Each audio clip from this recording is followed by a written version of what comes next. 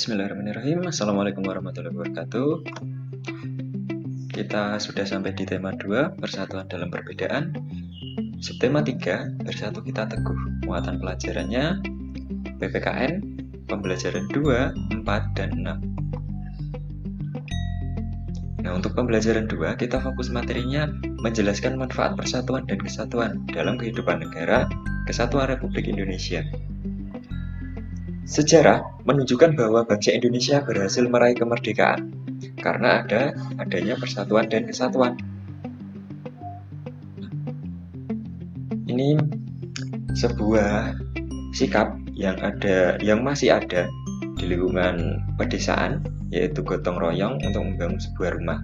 Nah, nilai persatuan kesatuan itu perlu ditingkatkan dengan cara yang pertama yaitu budaya gotong royong harus tetap lestari, harus tetap kita pertahankan, saling gotong royong dengan tetangga, dengan teman. Nah, yang kedua, saling membantu. Jika ada teman maupun tetangga yang kesusahan, kita harus membantu. Nah, tentunya tanpa pamrih kalau kita membantu, harus dengan ikhlas. Kemudian, yang ketiga, tidak mengutamakan kepentingan pribadi. Yang keempat, menjaga kerukunan. Semisal ada teman bercanda, jangan terlalu dianggap serius. Kita harus tahu juga bahwa itu bercanda dan kapan itu waktunya serius. Kemudian yang kelima, bekerja sama. Yang keenam, menjalin hubungan baik antar teman. Yang ketujuh, saling toleransi. Nah, saling toleransi itu semisal ada teman kita yang sakit untuk kerja kelompok atau belajar kelompok. Nah, kita harus toleransi di situ. Karena teman kita sakit. Nah, toleransi itu bukan hanya sebatas itu, kemudian ada lagi semisal anggota kelas, siswa kelas 6, kalau semisal ada yang beda agama, kita harus saling toleransi. Kemudian yang ke-8, rela berkorban. Selanjutnya, manfaat persatuan dan kesatuan bagi negara Kesatuan Republik Indonesia. Yang pertama, bangsa Indonesia menjadi bangsa yang kuat dan maju. Yang kedua, pembangunan nasional akan berjalan dengan lancar, aman, dan cepat. Yang ketiga, kesejahteraan masyarakat akan tercapai secara adil dan seimbang. Yang keempat, bangsa Indonesia terhindar dari perselisihan. Nah, meskipun kita memiliki suku yang beragam, ras, budaya, adat istiadat yang beragam, tentunya kalau kita saling toleransi, adanya persatuan dan kesatuan antar suku, itu akan menghindari adanya perselisihan atau konflik. Kemudian yang kelima, persaudaraan antar warga negara terjalin semakin erat. Nah, bangsa Indonesia itu terdiri dari berbagai macam ras, suku, budaya, maupun agama. Nah, berarti bangsa Indonesia ini beragam. Namun, satu yang harus kita jaga, yaitu persatuan. Sesuai dengan sila ketiga Pancasila, yaitu persatuan Indonesia. Dan semboyan kita yang berbunyi Bhinneka Tunggal Ika. Itu artinya meskipun berbeda-beda, tetapi tetap satu jua. Nah, maksudnya di sini, meskipun kita berbeda latar belakang, berbeda ras, suku, budaya, kita harus tetap bersatu.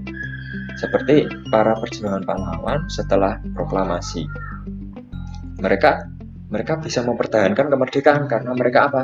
Sudah berjuang yang dulunya bersifat kedaerahan. Setelah proklamasi, para pejuang memperjuangkan proklamasi kemerdekaan, mempertahankan proklamasi itu sudah berjuang dengan nasional. Selanjutnya, nah ini ada kuis. Bangsa Indonesia itu terdiri dari beragam suku, ras, dan budaya. Namun kita dapat bersatu membentuk NKRI atau Negara Kesatuan Republik Indonesia sesuai sila ketiga Pancasila, yaitu Persatuan Indonesia. Nah, pertanyaannya, apakah kalian ingat semboyan bangsa Indonesia? Nah, tadi sudah disebutkan semboyan bangsa Indonesia itu apa? Sudah tertera jelas pada burung Garuda. Nah, kemudian coba sebutkan semboyan tentang persatuan yang kalian tahu. Berarti semboyan ini tentang persatuan selain yang tertera di Garuda Pancasila. Dan kemudian kalau sudah tahu semboyannya, jangan lupa ditulis maknanya. Maknanya apa semboyan tersebut? Oke, selanjutnya pembelajaran keempat, fokus materinya tentang pentingnya persatuan dan kesatuan demi kesejahteraan rakyat.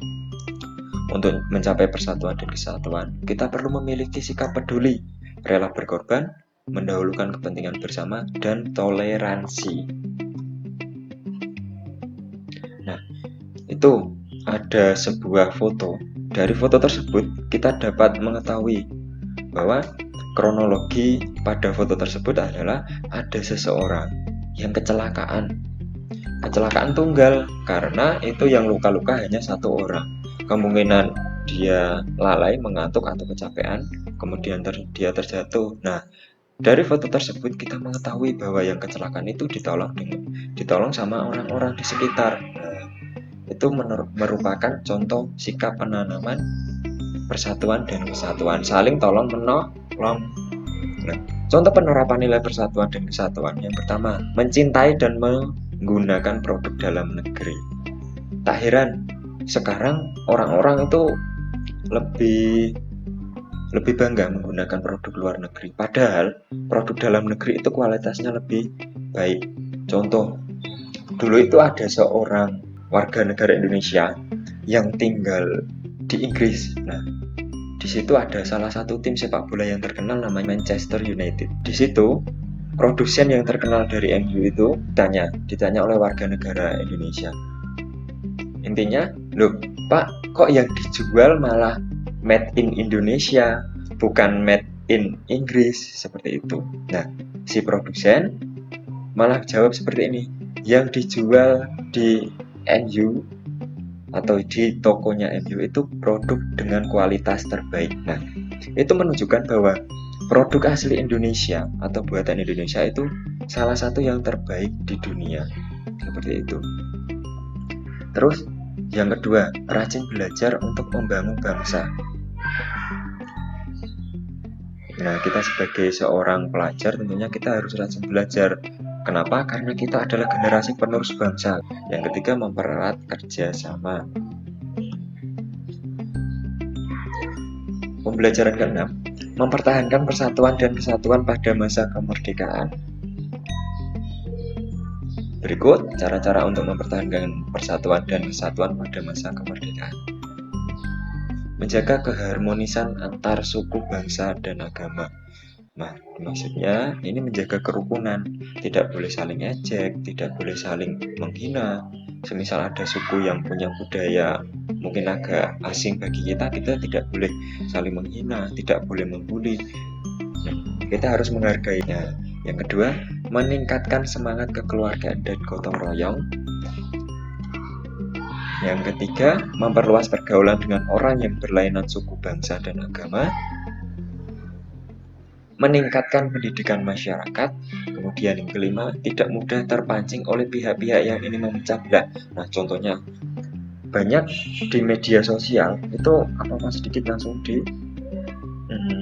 dikompori, diajak konflik.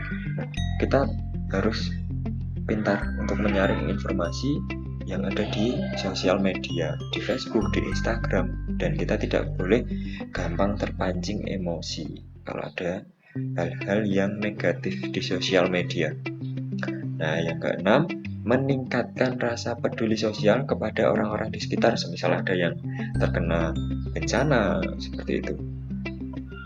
Nah, yang terakhir, melakukan pemerataan pembangunan hingga seluruh pelosok negeri. Nah, kalau di sekitar sini, di Jawa Tengah, mungkin pembangunan sudah hampir merata. Mungkin hanya tinggal yang di daerah pegunungan pelosok seperti itu yang masih sulit terjamah, atau masih ada yang belum mendapat listrik, atau jalannya masih jalan tanah liat. Tapi kalau di luar Jawa itu masih banyak yang pembangunannya belum merata. Contohnya di Kalimantan, di Papua, seperti itu. Lanjut, meningkatkan semangat kekeluargaan dan gotong royong. Seperti ini adalah contoh gambar yang masih sering kita jumpai di lingkungan pedesaan, di lingkungan perkampungan, orang-orang saling bergotong royong untuk membangun sebuah rumah, bahkan untuk membersihkan halaman sekitar rumah itu orang perkampungan masih gotong royong. Ini guys, dari gambar di samping apa saja yang dapat kalian pelajari? Contohnya semangat apa, manfaat kalau kita bergotong royong itu manfaatnya. Cukup sekian, terima kasih. Akhir kata, wassalamualaikum warahmatullahi wabarakatuh.